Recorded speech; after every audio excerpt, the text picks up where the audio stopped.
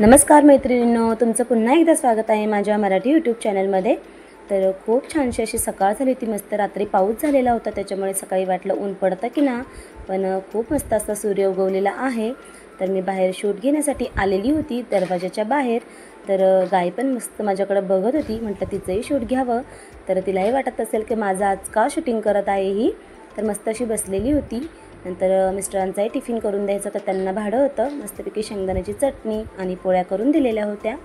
आणि ताईन ते पण बाहेर दोघंजणं, दाजी आणि ते मस्तपैकी कांद्याचं जे बी असतं ते वाळत टाकत होते, कारण थोडंसं थंड झालं तर वावरात काही ते उगवत नाही पटकन, तर ते चांगलं उतरावं याच्याकरता थोडंसं ऊन दिलं जातं। तर दोघेही जण कांद्याची लागण म्हणजे करायची होती, तर दोघे जण ते मस्तपैकी पसरवत होते। बाकी खूप सारी कामं आहेत, पण आता काय पटापट आवरावं लागतं। आनंदीही मध्ये मध्ये त्यांच्या लुडबुड करत होती। आम्ही तिला कधी ओरडत नाही, कारण मुलं याच्यातूनच काहीतरी शिकत असतात। तर ती नेहमी अशी मध्ये मध्ये काही ना काही काम करत असते बघून बघून। तर त्यानंतर मला स्वयंपाकही बनवायचा होता। छान प्रकारे मस्त ज्वारीच्या भाकरी, पोळ्या आणि मस्तपैकी आपली काबुली हरभऱ्याची भाजी केलेली होती, कारण सकाळी सकाळी सर्वांना जेवण हे लवकर लागतं। शेतकरी कुटुंब म्हटलं की सकाळी पहिले आजचा स्वयंपाकच असतो, त्यानंतर बाकीची कामं। तर दिवाळी सगळ्यांचीच मस्त चालू असणार, सगळ्यांची साफसफाई चालू असणार। तर आम्हालाही आज घरच आवरायचं होतं मस्तपैकी, कारण घरातलं खूप सारं आवरायचं पडलेलं होतं। आम्ही अजून काहीच आवरलेलं नाही आहे, कारण मळ्यातलीच खूप कामं चालली होती। मी एकटीला काही करू शकले नसते, म्हणून ताईन त्या घरी होत्या आज। तर आम्हाला आज घर आवरायचं होतं। मी सगळे डबे वगैरे सर्व बाहेर काढलेले होते, फ्रीज वगैरे सगळं साफ करायचं होतं, घरघंटी देखील साफ करायची होती। आणि त्याच्यामध्ये पाणी जाऊ नये म्हणून ते बाकीच्या मी दुसऱ्या रूममध्ये शिफ्ट केलं होतं। आनंदीचं बाहेर मस्त पाणी खेळायचं काम चालू होतं, आणि मध्ये ती डबे वगैरे पण लावू लागली। त्यानंतर ताई आणि मोठी माझ्या सासूबाईन त्या मस्तपैकी बाहेर भांडे वगैरे घासत होत्या। आमचं नेहमीचंच हे काम असतं, ते दोघीजणी घासतात धुतात, तोपर्यंत मी घरातलं आवरत असते। आणि डबे खूप सारे होते, 30 ते 40 डबे होते। आम्ही निम्मे निम्मे करून घासले आणि धुतले। त्यानंतर घरातलंही आवरायचं होतं। नवरात्रीमध्येच आम्ही खूप छान प्रकारे आवरलेलं होतं, पण दिवाळी म्हटलं की आपल्याला प्रथमतः घर आवरायचं असतं, आणि दिवाळी आपली म्हटली की आपण काहीही झालं तरी घर आवरावंच लागतं। आपलं खूप पाणी साठलेलं होतं किचनमध्ये, त्यामुळे मी टपाटपाने ते पाणी बाहेर वाहत होते। आणि खूप सारं पाणी झाल्यामुळे मला काही ते नेता आलं नसतं बाहेर, म्हणून मी टपानेच बाहेर नेत होते।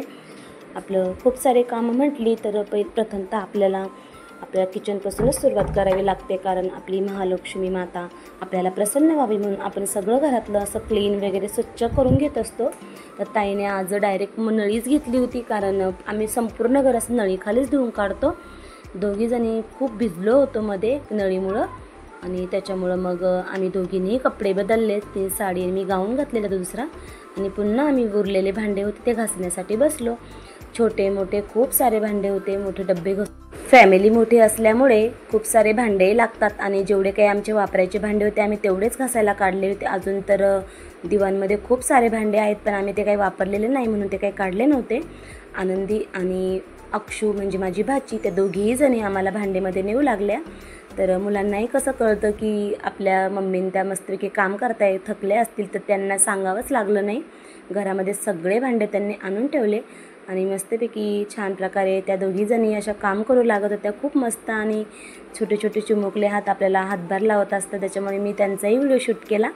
तर ही माझी भाची अक्षू आहे, तर ती मम्मीने ते सर्वजण संगमेश्वरी कपडे आणि गोधड्या धुण्यासाठी आलेले होते, म्हणून ती आमच्याकडेच होती। आमच्या संगमेश्वरी खूप गर्दी असते, कारण लांबून लांबून लोक गोधड्या ब्लँकेट वगैरे धुण्यासाठी येतात। त्यानंतर मी सगळ्या मस्तपैकी भांडे आणि सगळे वरचे डबे वगैरे सगळे लावून दिले। तर कसं वाटतंय माझं किचन, खूप दमल्यासारखं झालं होतं, सगळेजण थकलेले होते, पण काय करणार, गृहिणींचं कामच ते असतं। तर त्यानंतर असं फ्रेश वाटलं की आपलं काहीतरी समाधान भेटलं सगळं आवरल्याच्या नंतर। आणि त्यानंतर जो उरलेला जो सामान होतं डब्यामधलं ते काढून ठेवलेलं, त्यानंतर मी सगळं डब्यामध्ये भरलं। अजून तर किराणाही करायचं बाकी आहे, आणि फराळाचंही बाकी आहे, पण टाईम झाला होता आम्हाला घर आवरण्यासाठी, म्हणून थोडंसं आता दिवाळी लवकर आल्यामुळे थोडंसं खूपच उशीर झाला। त्यानंतर ताईने दुसराही रूम पटापट आवरून घेतला। त्यानंतर बघू शकता तुम्ही माझा किचन किती साफ आणि किती छान असा क्लीन दिसतोय। खूप असं प्रसन्न वाटत होतं, आणि मनाला समाधान भेटलं की आपण सगळं काही छान आवरलं होतं। आणि सायंकाळचा टाईम झालेला होता, मस्तपैकी चहा ठेवलेला होता, आणि आमच्या घरात सगळ्यांना कोरा चहाच लागतो, ब्लॅक टी। तर मस्तपैकी असं त्याच्यातमध्ये गवती चहा टाकून आम्हाला सगळ्यांना हा चहा आवडतो. मुलं फक्त आमची दुधाचा चहा घेतात, आम्ही सर्वजण कोरा चहाच घेतो. तर सायंकाळचा टाईम झालेला होता. म्हटलं आता स्वयंपाकाची तयारी करावी लागणार, कारण कितीही जरी म्हटलं, कितीही थकलेलं जरी असलो तरी स्वयंपाक हा कधी आपल्याला चुकत नाही. तर चहा पाणी वगैरे झाल्याच्या नंतर मी दुपारची जेवणाची भांडीही घासून घेतली आणि सगळ्यांना चहा दिला. तर सांगायचं तात्पर्य एकच की आपण गृहिणी किती जरी थकलो तरी आपल्याला सगळं काही काम करावंच लागतं. ते प्रत्येक आपल्या गृहलक्ष्मीचं काम असतं आणि आपण ते आनंदाने करावं. तर मीही करत असते. तर तुमचीही दिवाळीची तयारी चालू असणार, माझीही तीच चालू होती. त्यानंतर मी स्वयंपाकाची छान अशी तयारी केली. खूप सारी धावपळ झाली होती म्हणून साधासुद्धा स्वयंपाक केला. छानसं असं फोडणीचं पिठलं केलं होतं मस्तपैकी, कारण भाजीलाही काही नव्हतं. म्हटलं पिठलं, भात आणि पोळ्या कराव्या.